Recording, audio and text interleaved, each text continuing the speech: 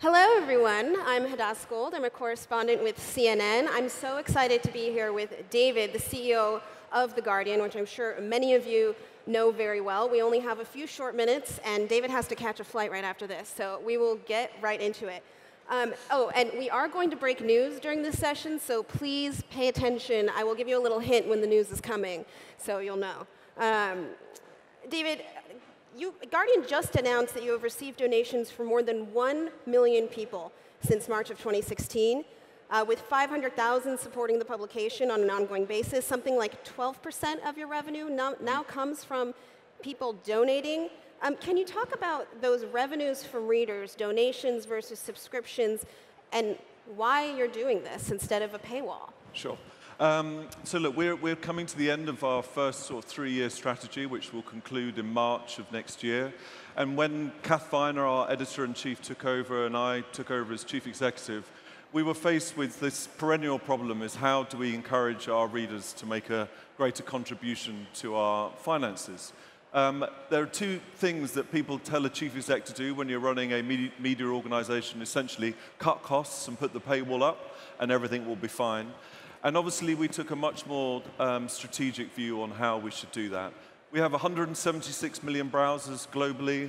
We have 9 million people reading our content every day. And we're sparring between the New York Times and the Mail Online for the second, third spot in the world. We also have 10 million regulars that are also reading our content globally. And so we looked at that and thought, actually, if you think about the principles of what The Guardian ultimately is here to do, it is to ensure it makes the biggest meaningful impact in the world through quality journalism. And the idea that taxing for consumption and charging at the point of readership is totally in contradiction for why The Guardian exists. And so we looked at what we've described as ultimately the third way: is why don't we just simply ask our readers to make a contribution? And it wasn't, some people described it as begging. Some people described it as The Guardian now is in so much trouble, it's only got one solution left now, and that's to beg to its readers. But actually, it's far more sophisticated than that. And as you rightly say, in year, we're about 570,000 people, so that's 230,000 or so who have some kind of subscription or paying for a premium app. And the balance are reoccurring contributors who pay a certain amount of each month. And then on top of that, we also have one-off contributions. And so since 2016, we have a total amount of 1 million people that have made some form of either subscription or one-off contribution. And we have used this incredibly strategically over the last 3 years. We have made sure that we make our journalism accessible to all, but ultimately we ask our readers to be able to step up and make a financial contribution. And one of the biggest reasons why people contribute is to ensure that people who can't still have access to our journalism. So it's a real profound point. Do reader contributions, how do they measure next to traditional advertisements or subscription-based? Where are you getting more of your money from? So at the moment of our total global revenue, we have now more revenue coming from our readers than we do from advertising, so just about 55%. We have more digital revenue now than we do have print. And one of the biggest significant drivers of that shift from print to digital revenue has been our contributions model. Now, I'm sure some of you have seen that message at the bottom of Guardian articles, or that yellow pop-up when you look online, and it has a text asks you for money. And that's not just somebody who wrote up a message. Can you tell us about how you crafted the ask and how much work went into it?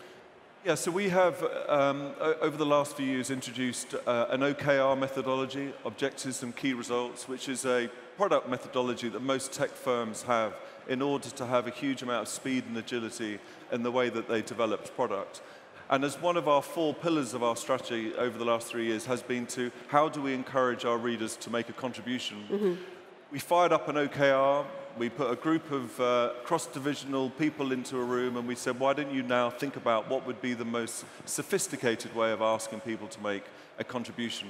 And through the crafting of that language, through the optimization of data, by understanding reader behavior dependent on the genre, breaking news versus sport versus culture, we've been able to adapt those optimization messages, which we describe as called the epic.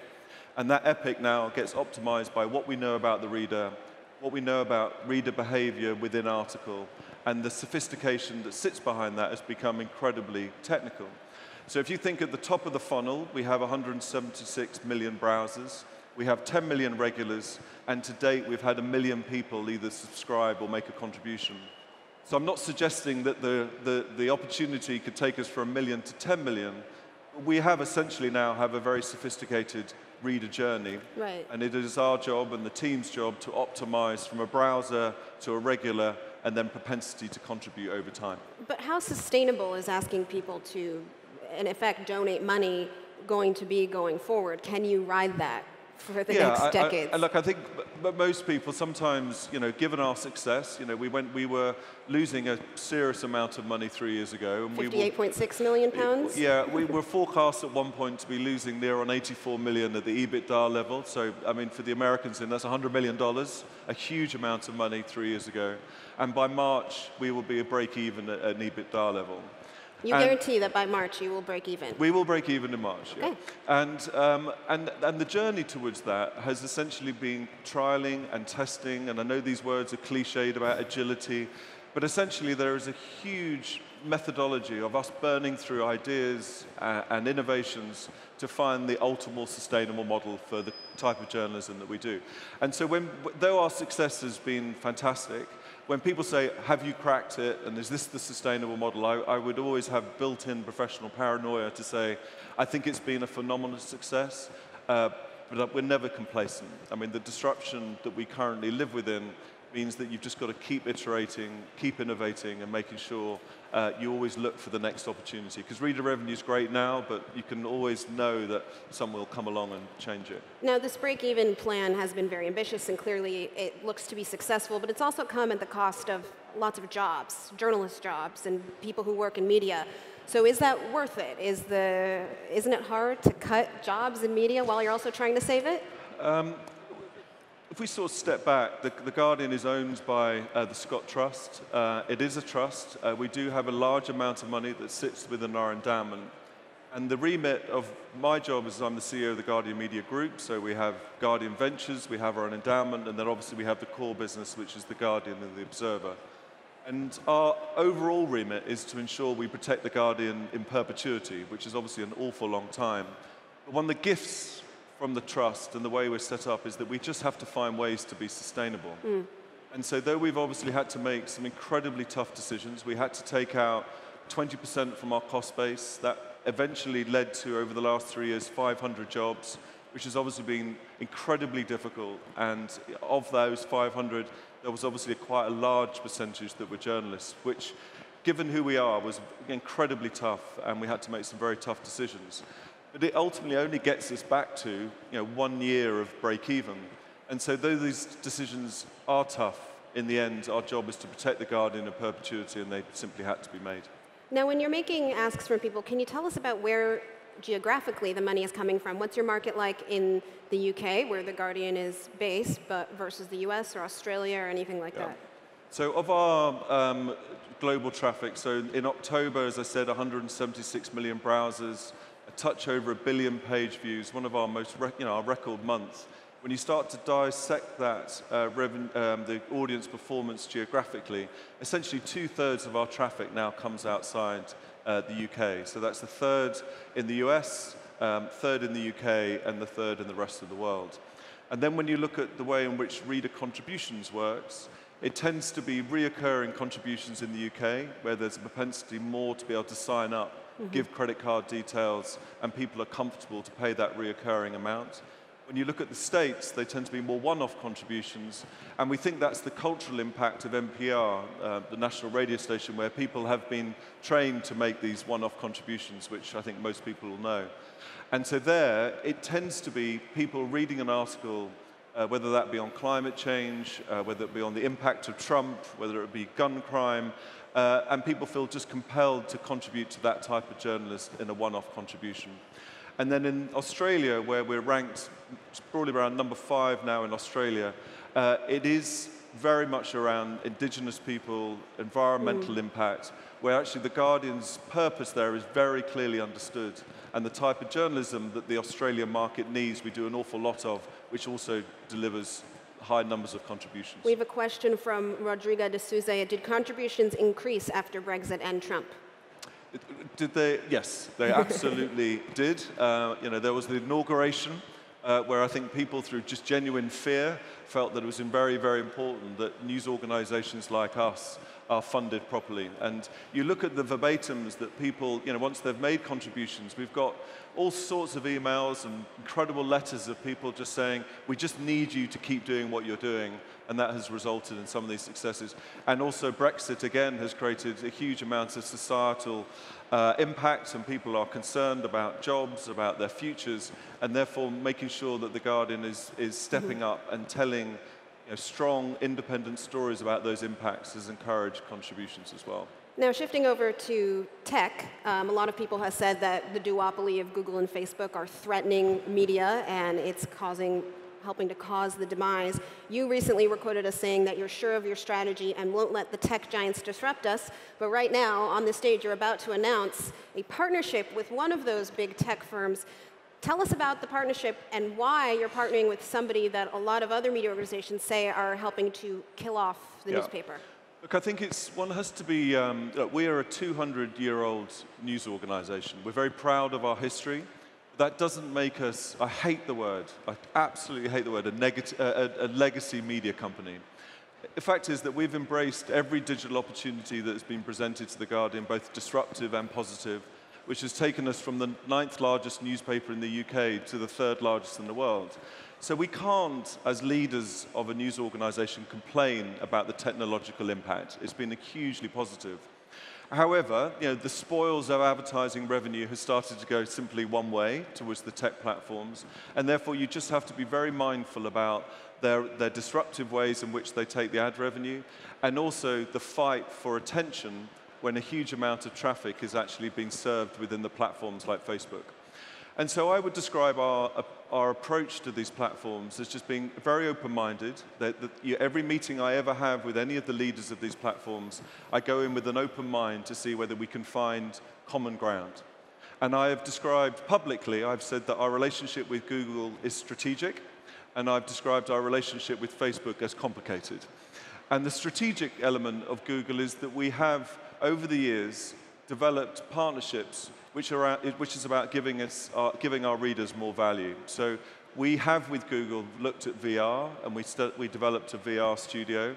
And now our partnership, which we're announcing today, is called VoiceCamp, where we're basically bringing together Google engineers and some of our best journalists to ultimately look at how voice combined with journalism can be disseminated efficiently across smart speakers. And there is an example whereby, of course, if one wanted to do the analysis of Google and some of the things that are potentially wrong with a company that size, and there's all the regulation and Europe's scrutiny, but at the same time, my job as CEO is to work with Google to find common ground, to ensure that through our partnership and through our open-mindedness around technology can give our readers more value. And the idea that we've now got some of Google's best engineers working with some of the best journalism in the world to take the opportunity about distribution across smart speakers is an example of actually a really positive move, rather than us sitting back saying all the tech platforms are bad and there's no solution. And Google's funding this, correct? Yeah, and Google are funding that. And so, I will take that money and we will make sure that we're innovative. Now, at the same time with Facebook, and Kath Viner, our editor-in-chief, the two of us were in the West Coast recently, and we meet all of the leaders of these tech platforms, not to sit there and just moan and say how hard it all is, but to find common ground and find reasons to collaborate. And I will keep asking Facebook to step up to that, and I will keep asking and pushing Facebook to take some responsibility for the dissemination of quality content. And though I do believe now Facebook are taking it very seriously about taking down some of the bad things, but I do also believe they have a responsibility supporting what is good, not just the reduction of what is bad. So the Facebook relationship status with Mark Zuckerberg it's complicated right now. It is. And what is your ask from them specifically? If you could go to Mark right now, and I'm sure you have, and say, please do these two things right now to help us, or to help the news industry as a whole? Yeah, look, I think when you put our business models side by side, the Guardian's business model is essentially finding ways to fund quality. And that quality and the monetization of that quality is ultimately at odds with another business whose monetization is essentially based on virality, not quality. And all of those algorithms and all of the AI and all of the machine learning is essentially to create virality between its user base. And so therefore, when you put it side by side between those two business models, we are completely at odds with each other. We have very little common ground. Obviously, one, frankly, is more profitable than the other, but actually there is a disconnect between what we do and what they do. So the common ground has to be, if Mark was sat here, was to say, but look, Mark, I do believe that you, with a platform of 2 billion users, have a responsibility to ensure that quality is recognized within your algorithms. Of course, you should have the virality, and of course, videos of children and wonderful things around animals and all the great positive things that sit within Facebook is critical. But when you have 2 billion users and you have the current societal discourse, you have to step up to the plate and take some responsibility for quality. Now, if there was an acceptance that quality had a role within their platform, we would look to partner at how we would monetize that. Instant Articles was launched, and that we were asked to publish directly into the newsfeed, but there was no reciprocal value at all. It was basically, give us your wonderful journalism, and we will give you nothing in return. Now, that's not a partnership. That's just about us pumping content into their platform and getting nothing back. Our referral traffic from Facebook is 3–4%, so it's meaningless to our global reach. If Facebook wasn't there, the referral traffic is not making a massive impact to our economics. But if they could find a way for us to optimize journalism at a contribution level within the newsfeed, that would be very powerful. Now, we are pretty much out of time, but I have one last question for you. The Guardian is now going to reader donations, has a trust behind it. We've had billionaires like Jeff Bezos buying newspapers. Are we reaching the point where the media does not make money in the way it used to, and in the future, all news organizations are going to be run by charitable billionaires or trusts or something like that? And is that okay? I think this is the killer question. I think it is still work in progress to find a sustainable business model that supports the type of journalism that we do. We have one of the largest English-speaking newsrooms in the world, and we do that because our purpose demands it, and it's why we exist. Now, what we have found through our trust is, and now particularly as we're sustainable through to the end, as we get to March, we've found an economic model that sustains us in the short term. Long term, we just have to keep working through, keep innovating, never be complacent, and we'll have to keep finding out ways to essentially be sustainable. Is there a business model, a universal business model globally out there that you could describe as profitable? That if a public company owned a news organization and said, you're managing it for shareholder return, I think in the short term, you would be making compromises around your quality in order to deliver that shareholder return. So I think the jury's out, but I'm phenomenally proud of our organization and what we've achieved to date. Well, David, thank you very much for your time. This was a fascinating conversation, and I hope you all enjoy the rest of the conference. Thank you. Yeah, mine's yours.